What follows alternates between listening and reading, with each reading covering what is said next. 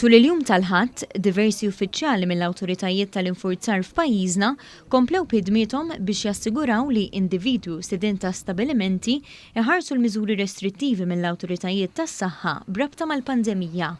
Fost l-oħrajn il-Ħadd wara nofsinhar inqabdu madwar 60 persuna, il-maġġoranza anzjani, waqt logħba Tombla fil-Ħamrun li twaqfet ħeżrem wara rapport li sar lil Transport Malta. Din l-attività ġiet meqjusa bħala illegali skont id-direttivi l-ġodda li tħabbru ftit tal-jiem ilu u l-uffiċjali tal-infurzar immultaw lill-organizzatur. Intant il-Ħadd filgħodu kru ta' One News żar diversi lokalitajiet fejn qed isiru spezzjonijiet ta' kuljum bilan li jiġu nfurzat il-miżuri mid-Dipartiment tas-saħħa. Fir-raħal pittoresk ta' Marsaxlok, magħruf għal monti ta' kull nhar ta' Ħadd, il-Pulizija wettqet spezzjonijiet tul ix-xatt. Is-Supretendent Ġosrik Mifsud spjega kif dan ix-xogħol kruċjali qed isir b'kollaborazzjoni ma' diversi entitajiet. Fost l-entitajiet li qed nassistu ħafna huma tad-Dipartiment tas-Saħħa. Daw qed iduru anke fil-ħwienet, aħna nassistuhom għal bon ordni u naraw milli dawn l-affarijiet jiġu qed jiġi obduti u osservati mill-pubbliku. Kif ukoll mis-sidien tal-ħwienet.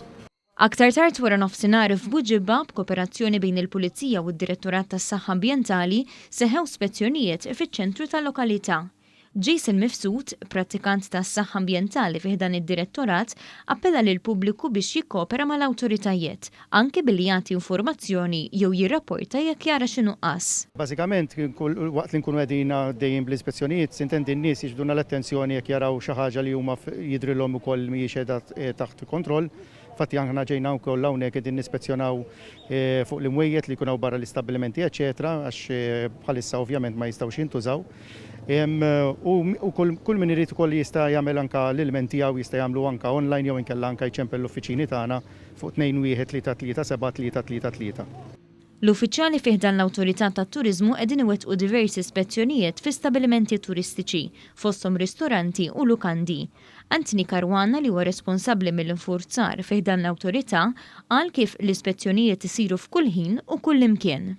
Filgħodu matul il-ġurnata u fil-għaxija sa bil-lejl sa seta filgħodu aħna nkunu għaddejjin il-reġjun kollu ta' Malta kienu s-South, kienu n-Nord, Central, kull imkien, kull villaġġ huwa kull executive għandu reġjun, ġifieri għandu ċertu villaġġi biex jimmonitorja, irid idurhom kollha sa seta filgħodu. Dan l-istazzjon segwa mill-qrib il-ħidma ta' dawn l-uffiċjali li tkellmu ma' sidien tal-istabbilimenti dwar il-miżuri li qegħdin jittieħdu biex iħarsu s-saħħa tal-klijenti tagħhom. L-uffiċjal qalilna kif is-sibt fil-għaxija stess tarku numru ta' persuni li nqabdu jiksru l-miżuri tal-awtoritajiet tas-saħħa. Għal-ħabta ta' xi l-nofs kwarts. Sibna appartament ġa Lokanda li dawn riservaw 3 kmamar, però sibnihom f'kamra waħda. 9 min-nies li ġew mħarkin il-bieraħ f'nofs il-lejl. Dan mhuwiex każ iżolat kif aktar kmien is-sibt tħarku diversi persuni fil-Ħamrun li ħarġu jiċċelebraw ir-rebħa ta' Ħamrun Spartans.